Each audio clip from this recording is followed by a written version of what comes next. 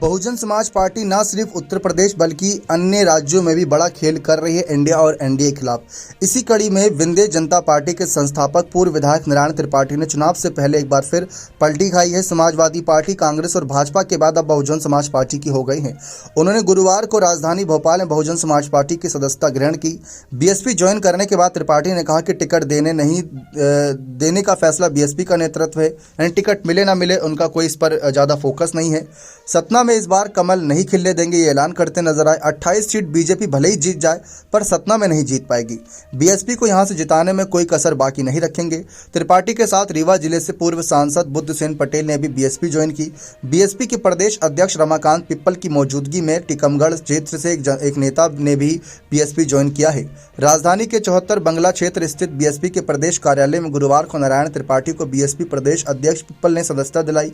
इसके बाद पूर्व विधायक नारायण ने सवालों के जवाब में कहा कि पिछले विधानसभा चुनाव के ठीक पहले अक्टूबर में उनके द्वारा बनाई गई पार्टी विंध्य जनता पार्टी को चुनाव आयोग ने मान्यता दी है। इतने कम समय में चुनाव नहीं लड़ा जा सकता था। विंध्य जनता पार्टी का उदय विंध्य प्रदेश राज्य के पुनर्गठन को लेकर हुआ है और वह काम विंध्य जनता पार्टी करती रहेगी। उन्होंने अपने बेटे को मेयर से चुनाव लड़ाया था, अब वह बीएसपी के साथ आ गए हैं, इसलिए बीएसपी और विंध्य जनता पार्टी के साथ विंध्य के विकास की लड़ाई और तेज करेंगे। साथ ही साथ आपको बता दें कि जिस तरीके से विंध्य जनता पार्टी के लिए पीछे से काम करते रहेंगे ताकि विंध्य पार्टी गठन का काम होगा। नारायण किसी के नहीं होते, इसको लेकर कहा है कि वे अपने क्षेत्र के विकास के लिए तत्पर रहते हैं।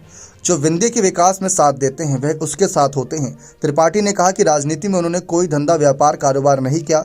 वे युवाओं के रोजगार, विंध्य, सतना और मैहर के लोगों को सुविधाएं दिलाने के लिए लड़ते रहे हैं।